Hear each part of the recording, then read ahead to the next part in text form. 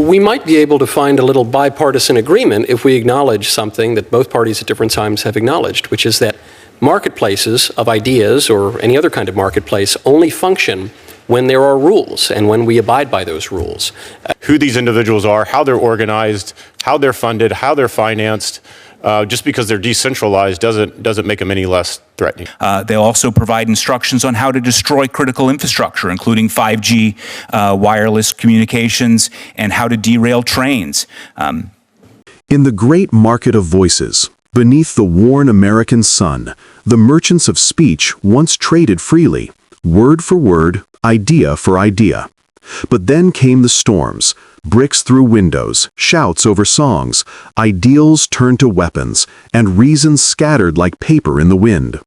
One senator rose, pointing east and west, saying, "The scales are tilted. The threat now wears a different flag." Scholars argued over numbers, each claiming to see the truth in a cracked mirror. From Portland smoke to the marble halls of power, they spoke of Antifa, ghost or army, belief or brigade. Of networks without faces, of fires without names, of justice wrapped tight in fear. And as the gavel struck, the chamber stilled, the story was not yet done. For in every era, the market of voices reopens, and the question remains, who guards the speech when speech itself draws blood? It's in every form. Thank you, Mr. Chairman. Thank you, Senator. I want to point out that the CSIS study that's been mentioned here and repeated ad nauseum excluded violence at protests from their study, allowing them to systematically ignore Antifa and Black Lives Matter riots. But they did make an exception for Charlottesville, interestingly.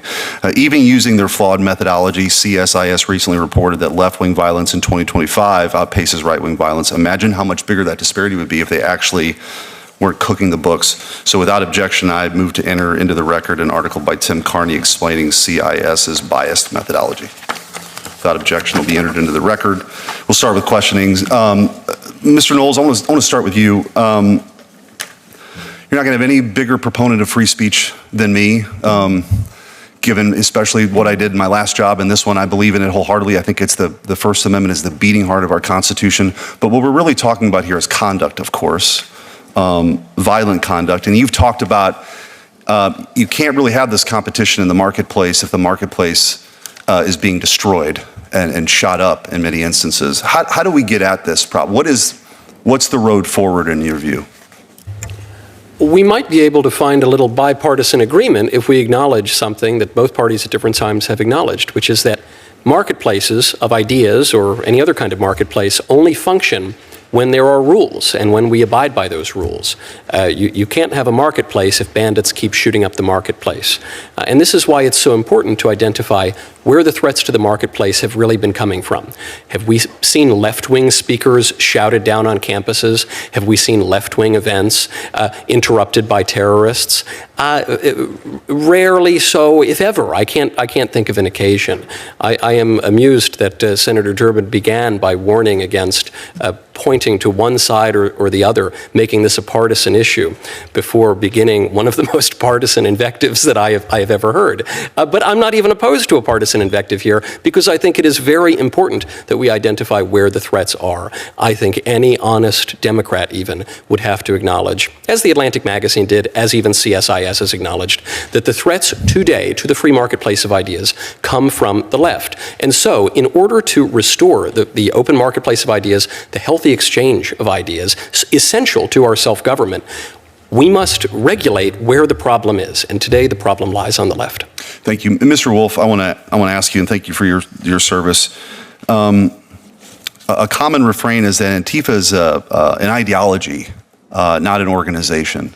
Could you talk about, in your experience, how that is complete and utter nonsense, that this is actually a pretty well-coordinated organization with safe houses and money that's laundered internationally, quite frankly, not just domestically?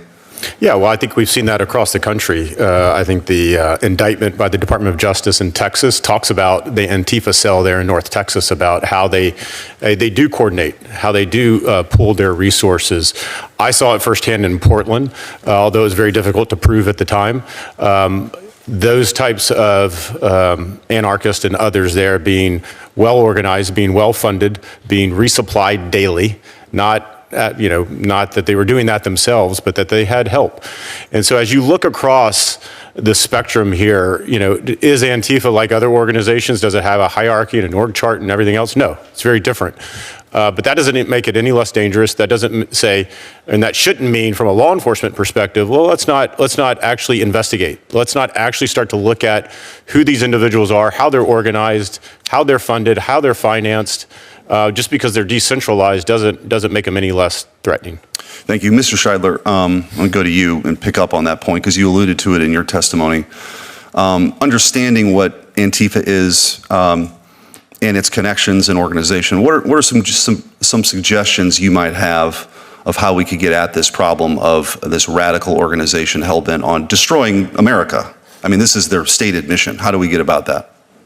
Well, I'm a firm supporter of the president's recommendation to target Antifa as a foreign terrorist organization. There are a number of Antifa organizations that operate across Western Europe and Latin America, which would be justified. We would be justified in designating as a foreign terrorist organization. There are also a number of networks which provide material support, including the one that I mentioned in my testimony, and that is a very common method in which Antifa receives support. Much like, for example, Islamic State or Al-Qaeda, where they host media outlets like Dabiq and Inspire, which will give you both ideological instructions as to how to become Antifa, what you need to believe and how you need to believe it. They also provide instructions on what you should do if you wish to be Antifa, including how you should organize, how you can avoid arrest, what encrypted apps to use, what websites to use. They also provide instructions on how to destroy critical infrastructure, including 5G wireless communications, and how to derail trains. As, for example, the website It's Going Down did in a case that was related to two anarchists in the Pacific Northwest that derailed a number of trains in which the federal government was able to achieve a conviction.